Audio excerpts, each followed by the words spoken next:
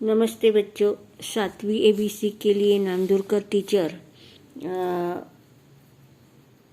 इतिहास, भूगोल, नागरिक शास्त्र का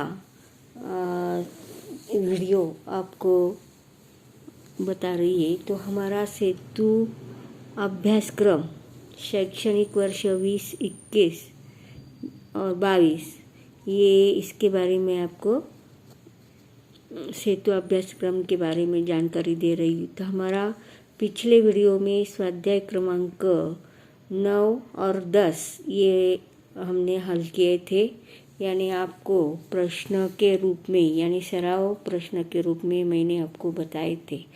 आज हम देखने वाले हैं स्वाध्याय क्रमांक 11 सेतु अभ्यासक्रम का, और सब्जेक्ट है यानी विषय भूगोल। इसके बारे में मैं आपको जानकारी देने वाली हूँ। तो पिछले साल का ये जो चौथा पाठ है मौसम और जलवायु, इसके बारे में आपको जानकारी देने वाली हूँ। देखो, ये दो बच्चे ये इसको ठंड लग रही है, इसकी वजह से वो शेकोटी करके सेक रहे, ऐसे चित्र देखकर हमें समझ में आता है। यानी अलाव के पास बैठकर तपते हुए बच्चे, इससे हमें समझ में आता है कि ये जो वातावरण है ये ठंड का है। और यहाँ एक चार्ट दिया है, अनुक्रम नंबर, शहर दिया है कोच्चि, भोपाल, मसूरी, राज्य दिए है कोच्चि शहर का है केरल राज्य में, और समय कौन सा है, दोपहर के 12:30 हो गए। भोपाल शहर है और ये का है मध्य प्रदेश, दोपहर के 12:30। और तीसरा शहर है मसूरी, ये मसूरी शहर कहाँ है, कौन से राज्य में, उत्तराखंड, यहाँ भी दोपहर के 12:30। यानी ये तीनों समय एक जैसे है, दोपहर के 12:30 बजे। तो कोच्चि का वातावरण कैसा है, देखो, बादल छाए यानी मेघाच्छादित है, यानी जैसे बारिश आने का वक्त ऐसा दिखाई देता है। दूसरा है भोपाल, यहाँ कड़ी धूप फैली है, यानी बहुत धूप है वहाँ 12:30 बजे।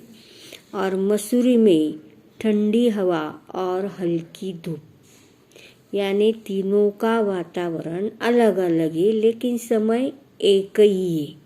या इससे हमें समझ में आएगा कि अलग अलग जगह में वही समय में वातावरण भी अलग अलग रहता है।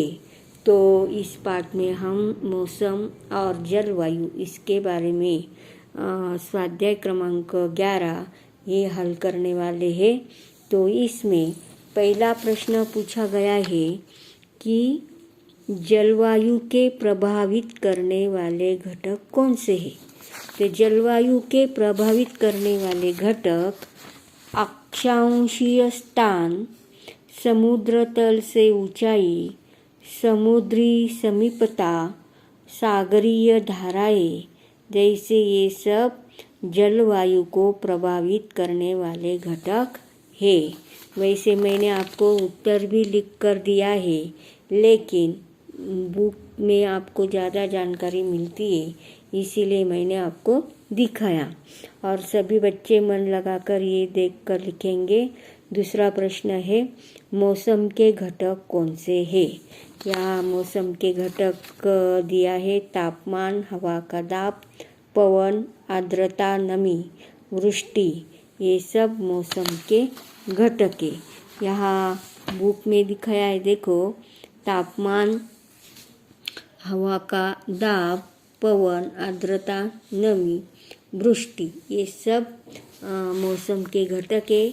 और तीसरा दिया है प्रश्न, मसूरी शहर कौन से राज्य में है।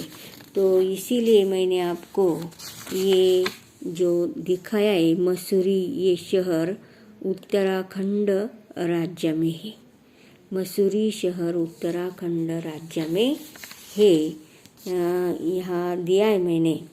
और इसी तरह कोच्चि शहर का वातावरण कैसा है, ये भी मैंने आपको चार्ट में दिया है। मेघाच्छादित बादल छाए हैं, ऐसा कोच्चि शहर का वातावरण है। वर्षाकाल ऋतु में कौन से कपड़े पहनते हैं? जैसे बारिश के दिनों में रेनकोट, बड़े शूज़, ये सब कपड़े का उपयोग करते हैं ज़्यादा से ज़्यादा। तो इसी तरह ये स्वाध्याय क्रमांक 11 आप देख देख कर लिखेंगे, और जो कुछ नहीं समझेगा वो भी मुझे बताना है। Okay, sorry. फिर से हमें स्वाध्याय क्रमांक 12 को हल करना है, और इसमें भूगोल के बारे में जानकारी दी है। तो इसमें देखो, छठवां पाठ महासागरों के बारे में यहाँ जानकारी दी है। महासागरों का महत्व क्या है, महासागरों से हमें क्या क्या मिलता है, और इसके फायदे क्या है, कौन कौन से व्यवसाय चलते हैं महासागरों में, इसके बारे में हम जानकारी लेने वाले हैं। देखो, ये जो महासागर के नीचे जो ज्वालामुखी होता है तो वो कैसे फटता है, इसके बारे में जानकारी दी है। ये महासागर है, ज़मीन नहीं है, ये नीचे पानी के अंदर है। और यहाँ एक प्रयोग दिया है, पानी वाली तश्तरी धूप में रखो। यानी 2 यहाँ थालियाँ रखी है, एक में थोड़ा पानी है और एक में कुछ बहुत कम है। तो इसके बारे में देखो, पहले दिए हुए बाद में हुए, एक कटोरा पतला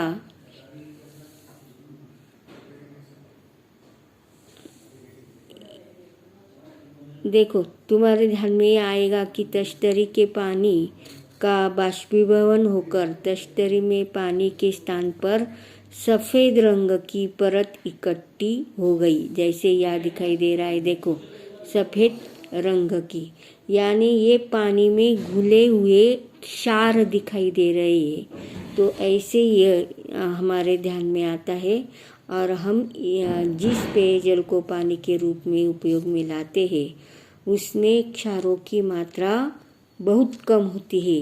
जैसे महासागर अथवा समुद्र के पानी में क्षारों की मात्रा अधिक होती, इसलिए वह पानी स्वाद में खारा लगता है। जैसे महासागरों का पानी खारा रहता है, इसका ये प्रयोग आपको दिखाया है। पानी तश्तरी धूप में रखो, यानी समुद्र का पानी है, महासागर का पानी है, ये धूप में रखने के बाद ऐसे हमें देखने को मिलेगी। या सूर्य दिखाई दे रहा है, सूर्य की उष्णता इस पर पड़ी है। तो ऐसे प्रकार का एक छोटा सा प्रयोग है। तो आपको इस पर आधारित प्रश्न आएगा, नदियों का पानी बहते हुए अंत में कहाँ जाता है? तो महासागर में जाता है। ये बहुत आसान है, और इसके आधार पर हम स्वाध्याय क्रमांक 12 हल करने वाले हैं। तो समूह में विसंगत घटक पहचानो, यानी 3-4 नाम दिए जाते हैं, और अलग इसमें कौन सा शब्द आया है आपको पहचानना है। शंख, मछलियाँ, खेकड़ा, जहाज। ये जो शंख, मछलियाँ, खेकड़ा, ये तीनों में महासागर में मिलते हैं, एक प्रकार के हैं। इसीलिए इसमें अलग क्या है? जात। तो अलग शब्द को राउंड करना है आपको। दूसरा है अरब सागर, भूमध्य सागर, मृत सागर, कैस्पियन सागर। इसमें अलग कौन सा है वो आपको लिखना है। तीसरा दिया है श्रीलंका, भारत, नॉर्वे, पेरू। तो पेरू ये अलग है, ये आपको राउंड करना है। चौथा वाक्य है प्राकृतिक गैस, नमक, लौह, मैग्नीज। इसमें नमक ये अलग है, इसीलिए उसको राउंड करना है।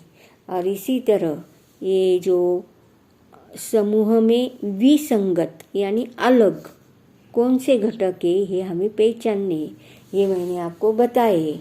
अभी लिखना है आपको सिर्फ। दूसरा क्वेश्चन है, प्रश्नों के उत्तर लिखो। मानव सागर से किन किन वस्तुओं को प्राप्त करता है? तो आपको मालूम है सागर से हमें क्या क्या मिलता है, जैसे मछली मिलती है, नमक मिलता है, शंख, सीपिया। इसके अतिरिक्त सागरीय तल से लोहा, सीसा, cobalt, sodium, manganese, chromium, zinc, खनिज पदार्थ, ये सब हमें सागर से प्राप्त होते हैं। ये आपको लिखना है। और दूसरा क्वेश्चन है, नदियों का पानी बहते हुए अंत में कहाँ जाता है, कहाँ जाकर मिलता है?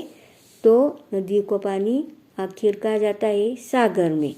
और इसी तरह स्वाध्याय क्रमांक 12 आपको लिखना है। तो पिछले साल का महासागरों का महत्व, ये पाठ 6वां पाठ, इस पर आधारित ये स्वाध्याय क्रमांक 12 ये हमने हल किया है। और आप भी मन लगाकर ये प्रश्नों के उत्तर तुम्हारे इतिहास, भूगोल और नागरिक शास्त्र तीनों के लिए एक ही नोटबुक करने के लिए बोली मैं, तो उसमें ये लिखो, मन लगाकर लिखना है, क्योंकि इसको आपको मैं मार्क्स देने वाली हूँ, इसीलिए।